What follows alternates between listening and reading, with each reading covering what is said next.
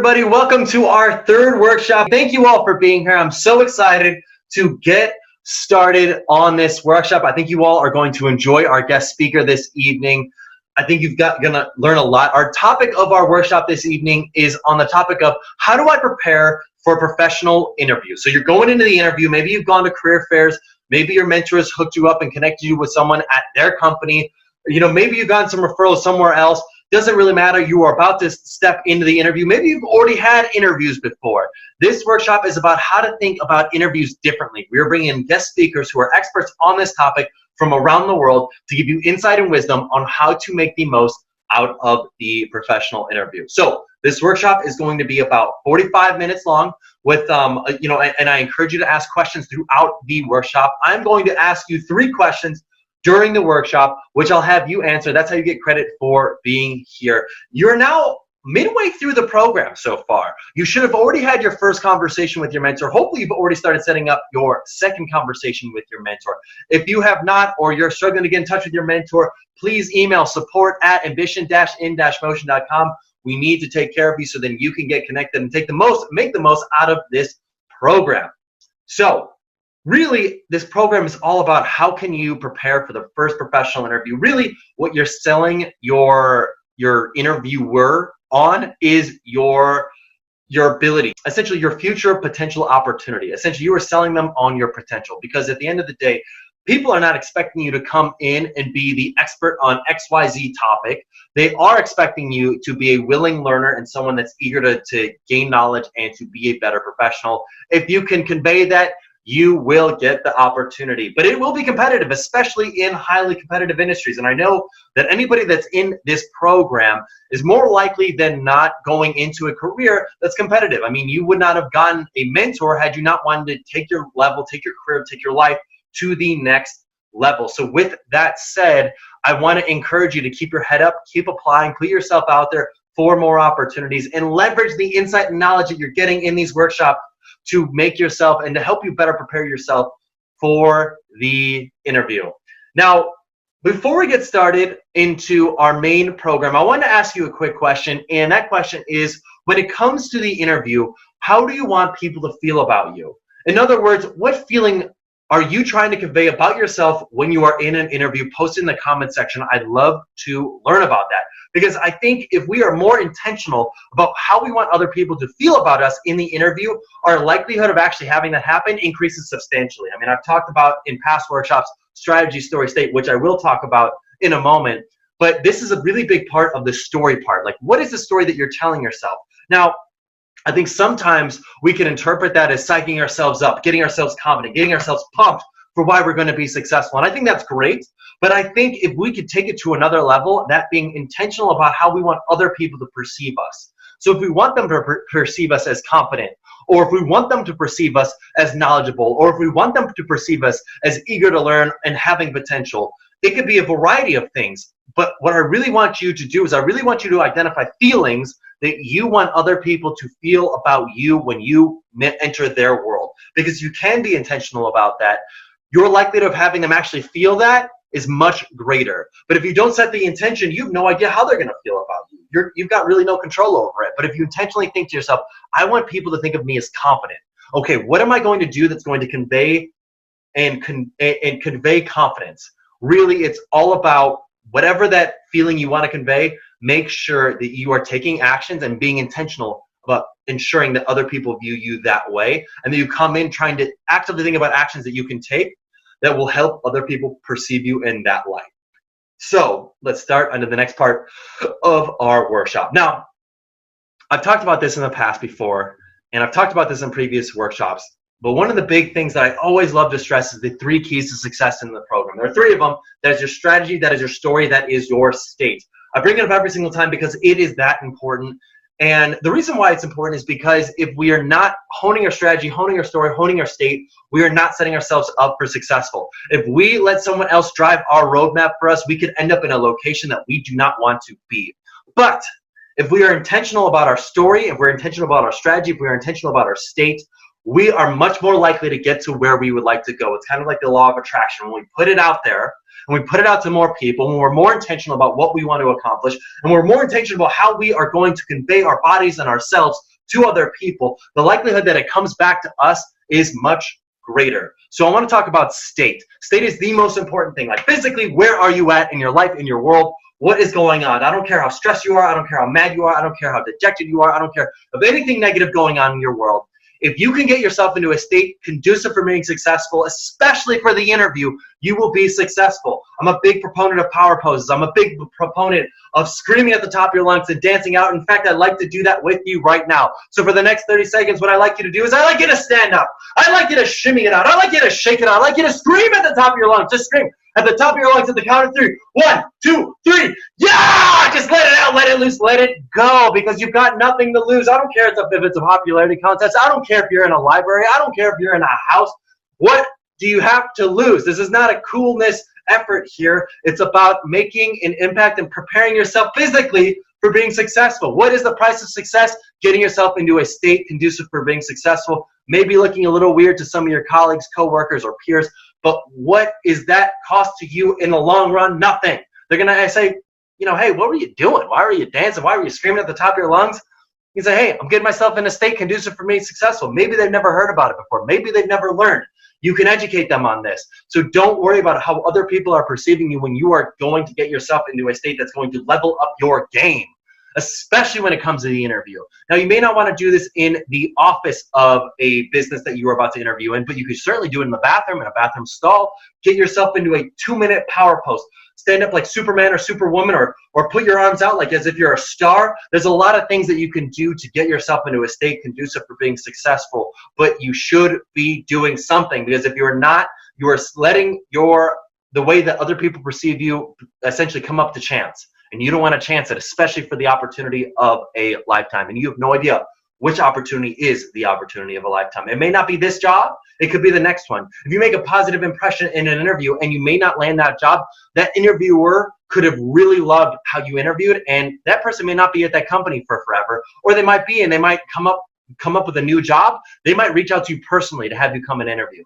It's all about the relationship. It's all about how they perceive you. It's all about that impression you leave. Your state is critical. Now, what is the story you tell yourself for why you are going to be successful? This is something we kind of did earlier when I asked you, how do you want other people to feel about you in the interview? This is a great exercise to prepare yourself for a professional interview. If you are intentional about how you want other people to feel about you, you're going to put yourself into a position to succeed, because then you're much more likely to manifest that outcome. Literally, law of attraction, putting it out there. I want other people to feel XYZ about me. Confident, smart, intelligent, well prepared. I don't care what it is. Maybe it's a weakness that you have, but you like to have them perceive it as a strength.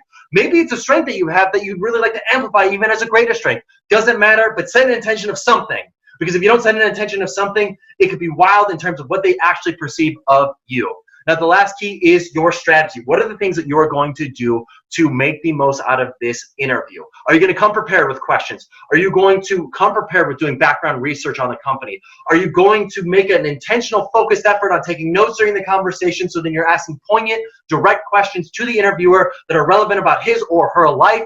Are you going to do the things that you need to do to be the most successful in an interview, or are you not? So the strategies you're going to learn from our guest speaker later on in this workshop, I think you're going to really enjoy what our guest speaker has to say. But before we jump into our guest speaker, I want to talk about one final thing, and that is getting yourself into a routine that can help you prepare for an interview. One of the things that I like to do, have an accountability partner. This could be it could be anybody. But what you want to do with your accountability is you want to share with your accountability partner 3 things that you learned this week and 1 thing that you've done to get closer to that internship or job.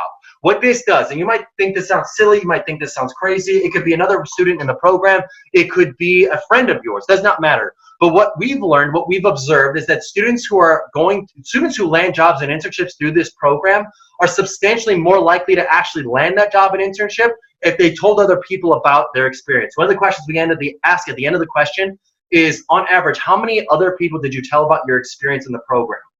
What we ended up learning was that when a student told 20 or more people about their experience in Ambition in Motion, their likelihood of also landing their job and internship was substantially higher than students who didn't. There's a direct correlation to you telling more people about your experience and what you're learning in this program to actually landing the outcomes you like than not. So I want to challenge you to identify an accountability partner. Share with them 3 things that you've learned this week and one thing that you've done to help you get closer to landing that job or internship. Now, the other big thing that I want to bring up with you is a referral program. So we are now starting to open up the applications. And one, I'd love for you to be in part of the program again. You can get a new mentor, you're going to get new content, you're going to learn from new speakers. But more importantly, I want you to encourage other students to get involved as well. We have a referral program for you, so then you are discounted to get in the program next semester. Essentially, anytime that anybody applies, we ask them, how'd you hear about us? If they write in your name, you get credit. If you don't mind being an ambassador for this program and helping encourage other students to get involved and take advantage of this, I would greatly appreciate it, because it would help us make a bigger impact on more people, which is really what our goal is. So let's jump into our workshop. I'm so excited for you to meet our guest speaker. I'm so excited to transition into this next part of the workshop. Remember to answer the 3 questions that we asked during the workshop. That's how you get credit for being here within 24 hours of the workshop going live. If you got any questions, any concerns, any issues with anything at all, please email support@ambition-in-motion.com. We will answer those questions, concerns, and issues.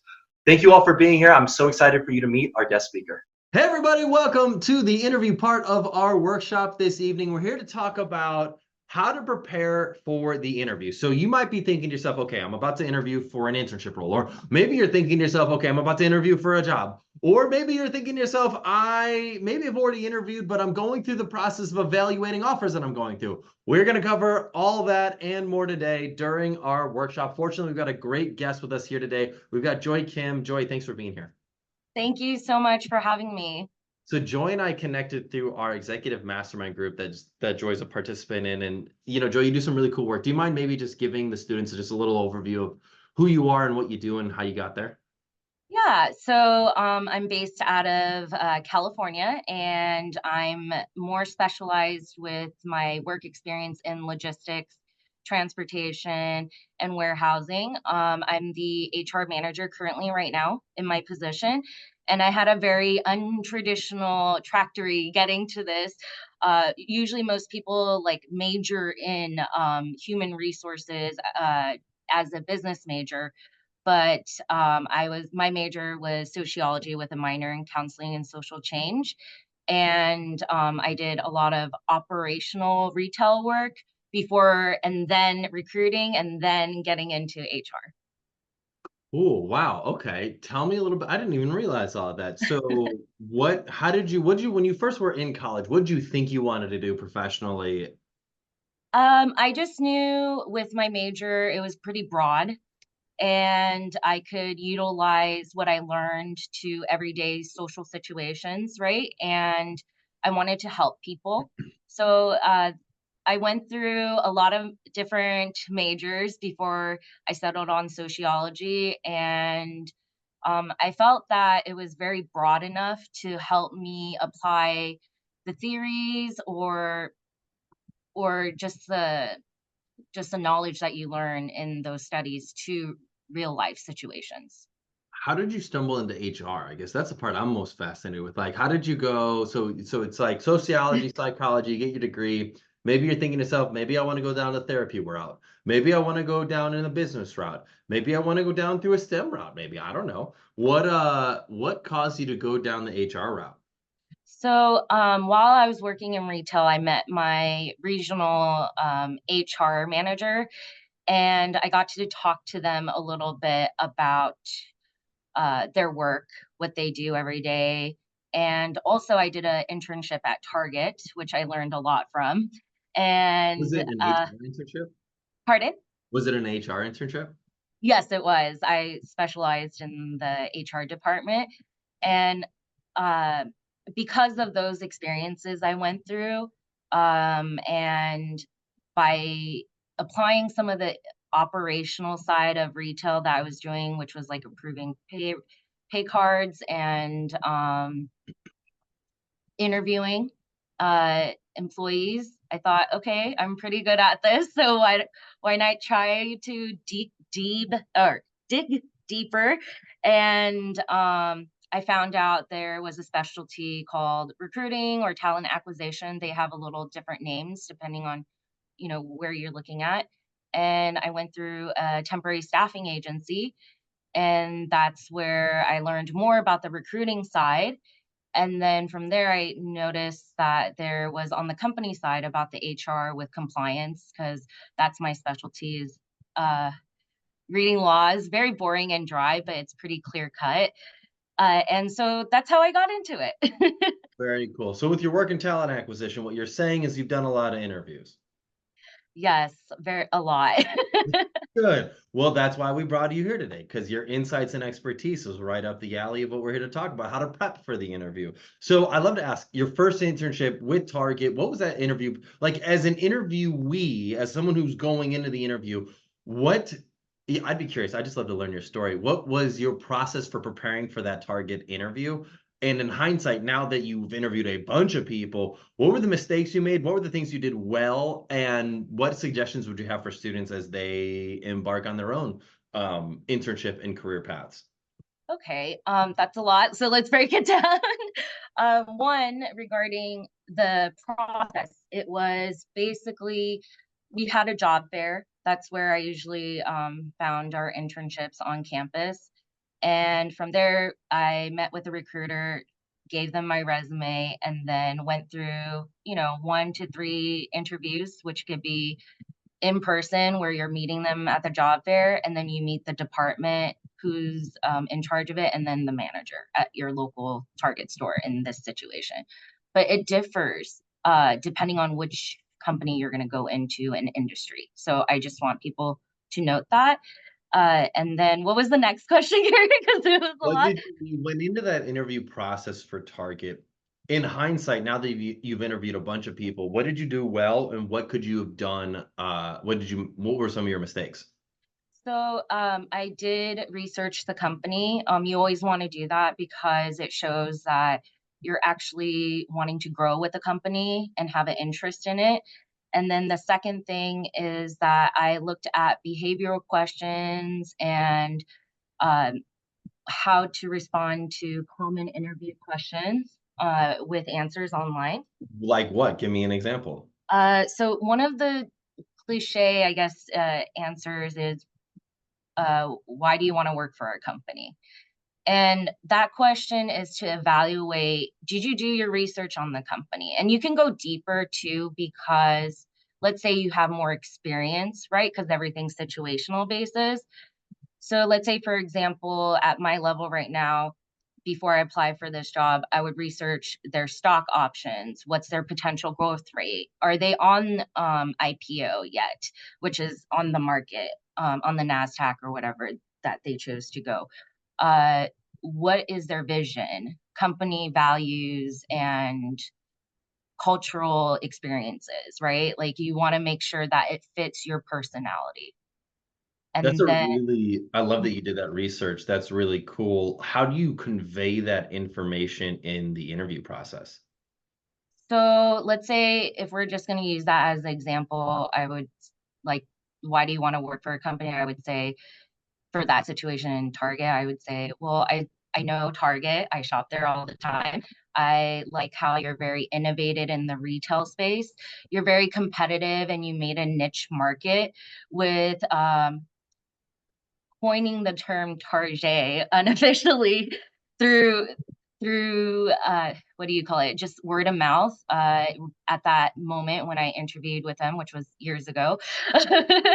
uh, they were up and coming and they had the best clothes for the best prices too, and also it was growing rapidly at that time. So there was a lot of future growth that you could go with in the company, and I thought that was the best way to go with them. So that's how I would answer it.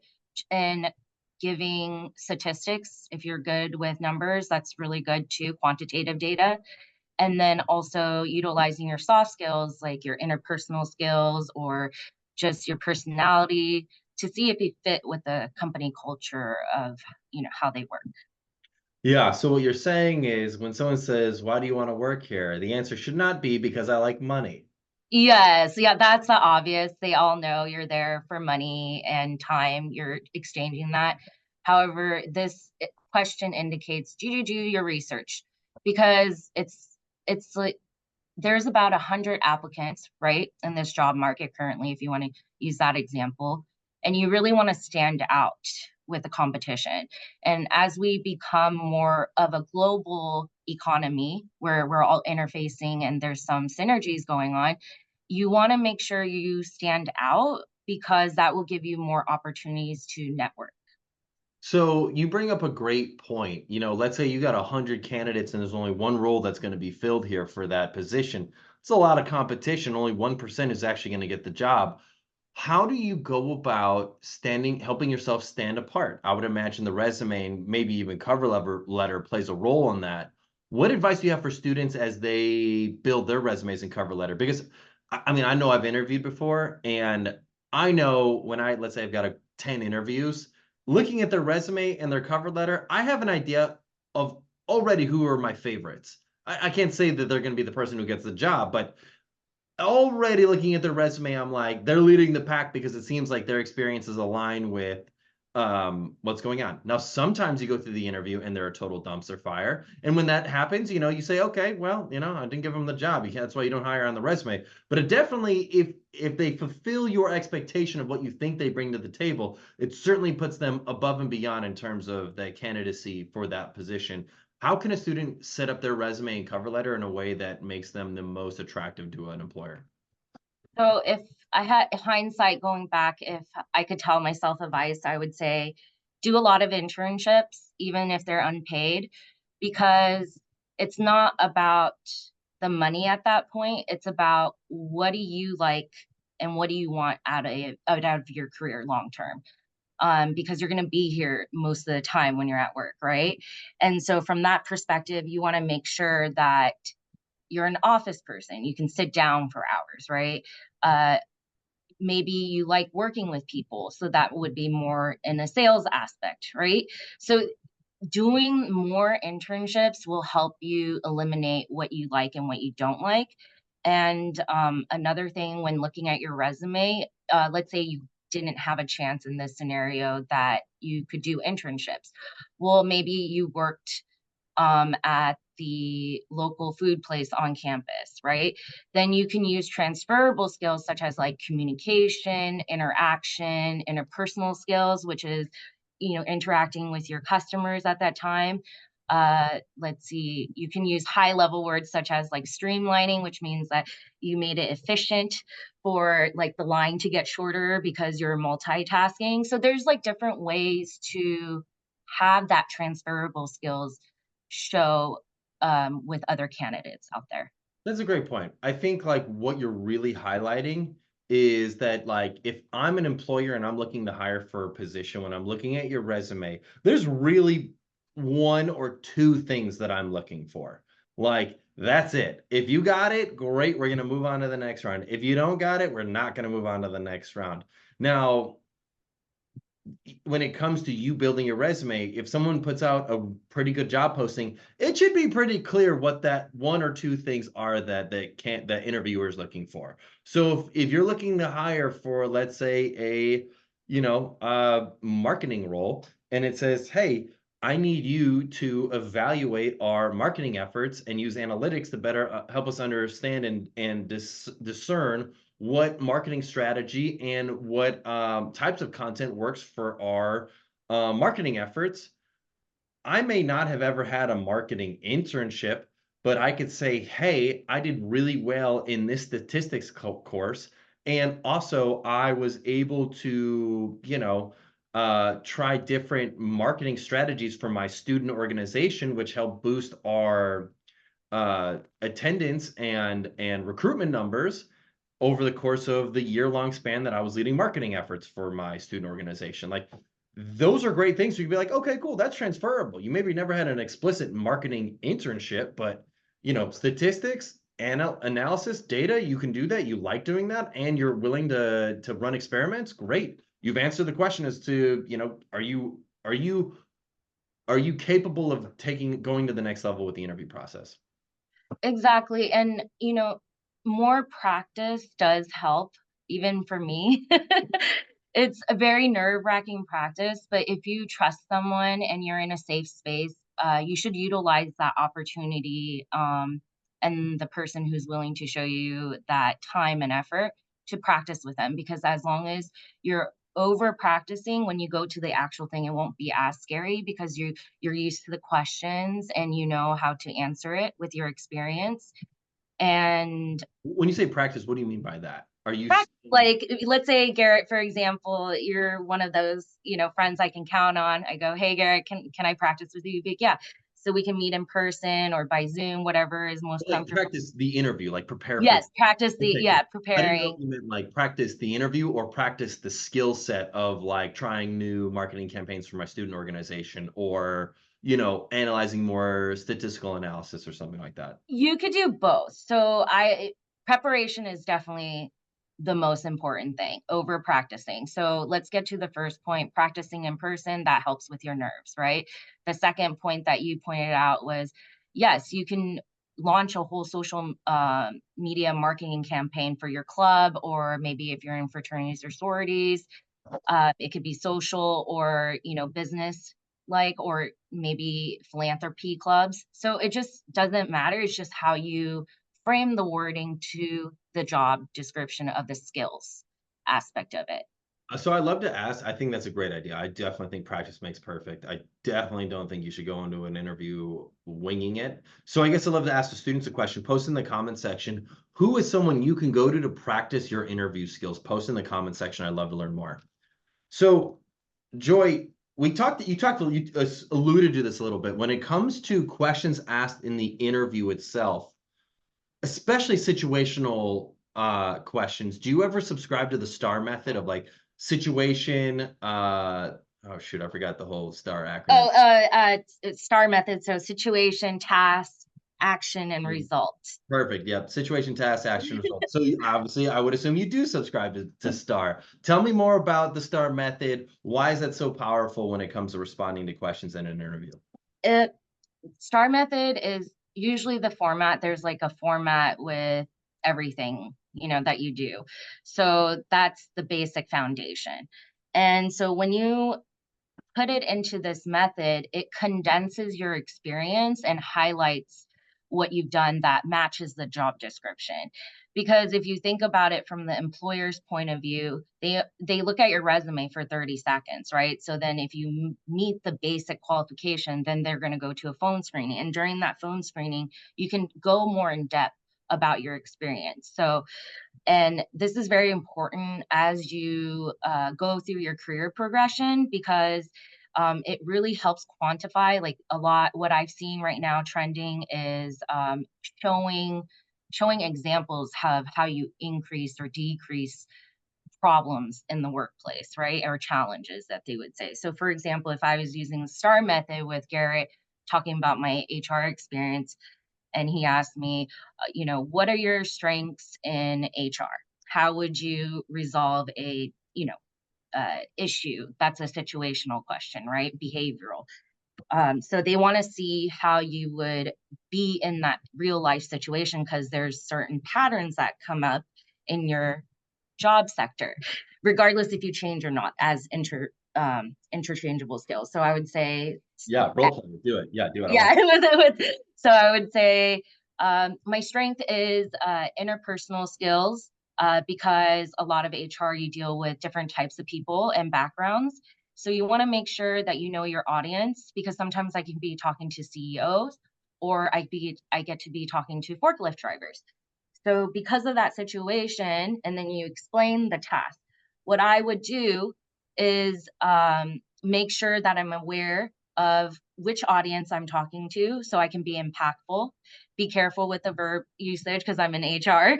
And then action. What did I did? Oh, I ensured I created a program, right? Of streamlining the onboarding process because we got feedback that it was too long. So then you would, describe what happened during that situation. And then the result was the quantitative data. Oh, I decreased the onboarding time by 50%. Huge. I love it. That's a great answer. And you notice, students, when you listen to Joy's response here, this is a ramble-free zone. There's no rambling. The STAR method is so great because it literally gets down to the main like concise points of what they're after. Because just like the resume, they're looking for poignant points. They do not care about a lot of the ramble details that you're going into. That often, I can't tell you how many times I've been in an interview where someone would literally, I'd like ask the first question of like, hey, how's it going? Thanks for taking the time to meet with us. I'm so excited to learn more about you. Tell me a little bit more about your experiences, and why you feel like they're relevant to this position. And literally for a half hour straight, they're just going. It's off. And it's like, I stopped paying attention probably 25 minutes ago. Why? Because it's boring. I don't care. That was one question, and I'm looking for one specific answer as to how you positively impacted that. I got a list of 7 other questions that I need to get through. And if you're taking a half hour to answer one question, one, you're showing me you're not efficient, because if you were efficient, you'd be able to get the answers that I'm looking for in a timely manner. And so, ramble-free zone. I cannot stress this enough. Like, you have to answer the question, so don't not answer the question, but don't ramble either. Rambling is the death of any interview process. I don't know. What are your thoughts on that, Joy? I concur with you. Definitely agree. I've done it during my early stages of, interviewing, but that's why I want to highlight practice is important, because you can ramble in your safe space with someone you trust and they won't judge you. And that's where your nerves won't, interfere. And during this time, you want to stand out to everyone. And because they're going to hear the same generic answers, right? So, if you're in a certain niche, right? But because they've done it so much, they know what answers they want to hear. So using the STAR method would concise your answers to get to the point. So your storytelling too. So that you have to like say it in a nice story. But this is a time where you can have bragging rights. Like, don't be afraid to shine, because you're competing against all these people. So you got to shine through your personality too. And that helps with the nerves again with practicing. Yeah, no, that's such a great point. Practicing, practicing, practicing. It really does make perfect. There's a lot of power in practice. Yeah, and that's where you can gain some objectivity. You are your own worst judge of your own resume. Go to a friend, go to a coach, go to a peer, go to an academic advisor, get feedback. Putting on every experience you've ever had in your entire life using 5-point font and getting rid of all of your borders does not make your resume any better. It causes the employer to squint and then say, I'm throwing this resume into the trash bin. Why? Because I'm not looking at all those points. I'm looking at 2, maybe 3 maximum points. And that's it. And I'm determining in 30 seconds, am I keeping you or am I not? So putting everything on there does not make the situation better.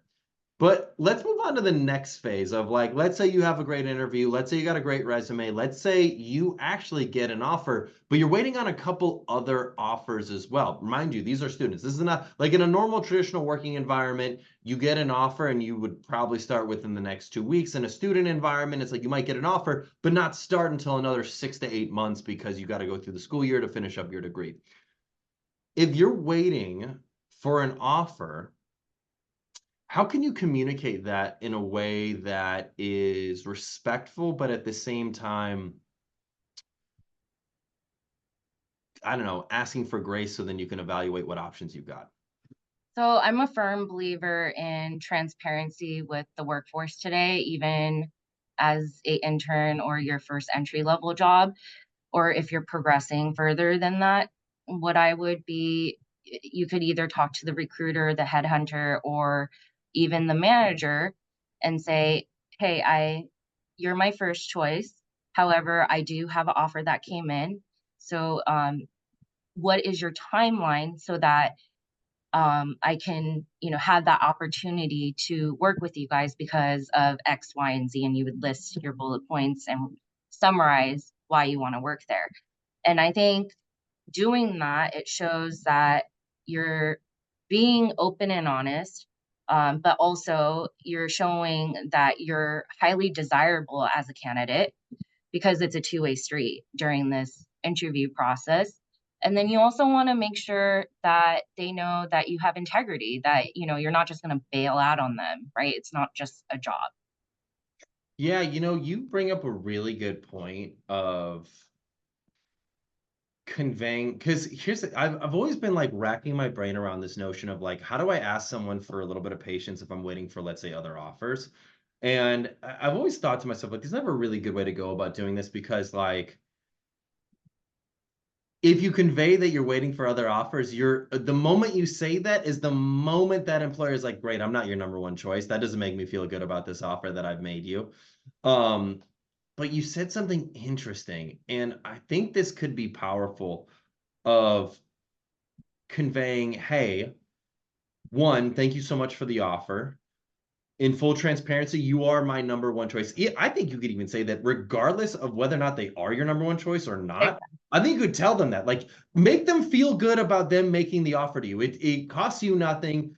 It changes nothing. But I could think you could also say, like, as a college student, I am still figuring out just what is the best option for me. Y'all are my number one choice, but I've got a couple of just interviews that I've already done that I'm kind of waiting to hear back from, just so that I can better understand what does the market even look like, and what is the demand for me as a potential candidate and as an employee in the workforce. Would you be open to giving me a couple of weeks just to hear back from those others, and just reiterate, you are my number one choice, but I'd love to learn what other interviews are out there. If you're an employer and you feel like you've got a competitive offer, you would say, of course, yeah, no problem. Like, that's totally fine. And thanks for letting us know that we are your number one choice. Whereas if they're not amenable to something like that, that might be an indicator that company might not be the right fit, because that's a kind of a pressure tactic, especially if you're not going to start for the next 4 or 5 months anyways. So what does it matter if you wait a couple extra weeks? If you feel good about the offer that you've made to this candidate, you should never feel the need to pressure a candidate to make a quick decision if they're not, especially if they're not going to start for the next 4 to 5 months. I don't know. What are your thoughts on that, Joy? I definitely agree with you. It's a two-way street, and definitely if they're your top candidate, employers who are making more strides like Microsoft, Google, or even a lot of the other tech companies, right? Those are the high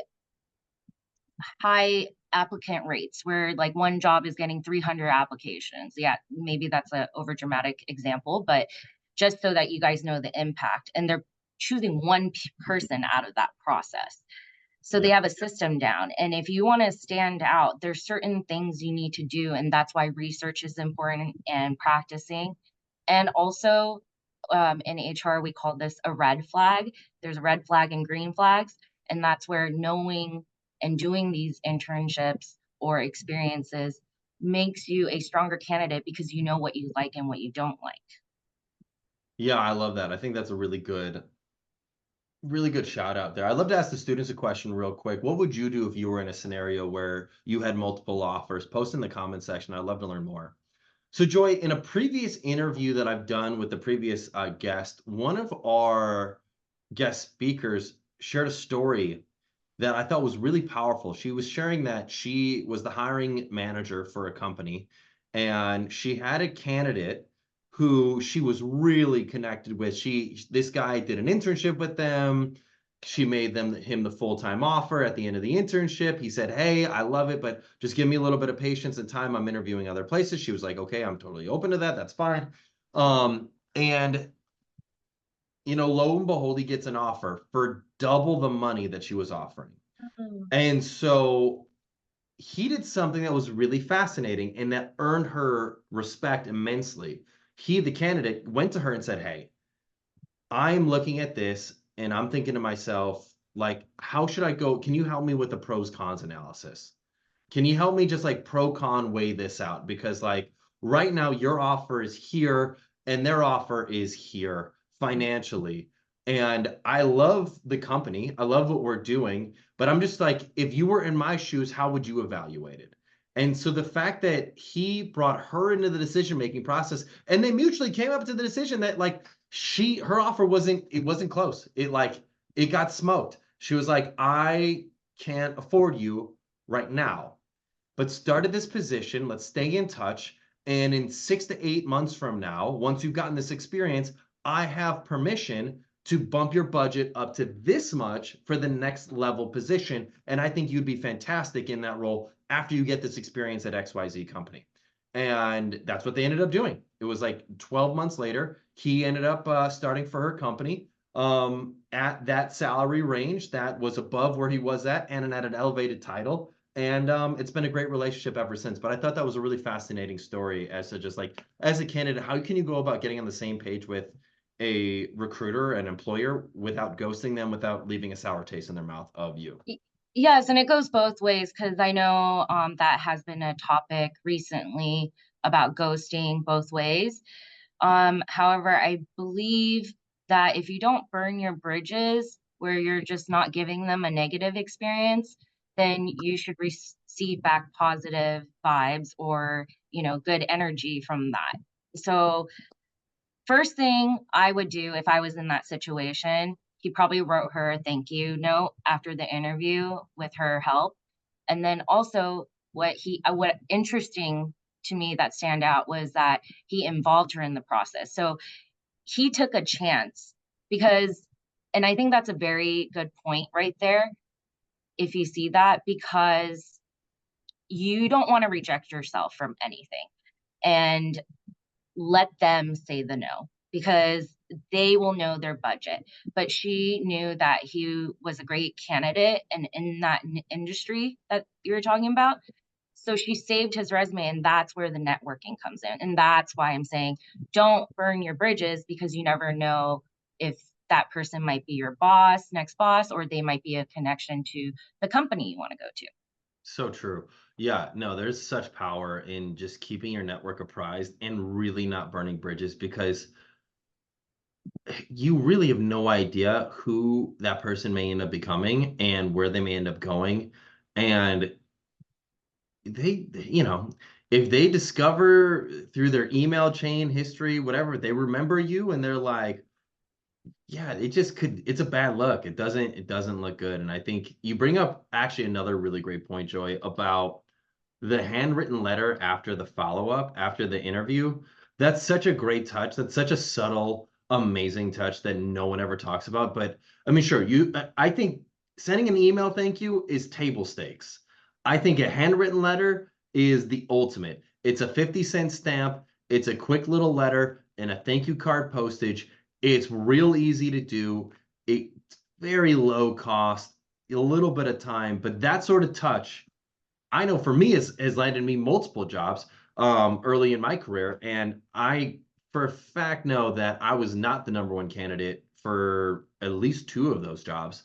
But because I wrote a handwritten note, that put me over the top. That easily put me into the top of the stack of candidates. And so I think if you're a student watching this and you're thinking to yourself, okay, what can I do to stand out? A handwritten note is absolutely something that you should, but at minimum, a thank you email. But the amount of people that don't send a single anything after an interview is stunning, stunning to me.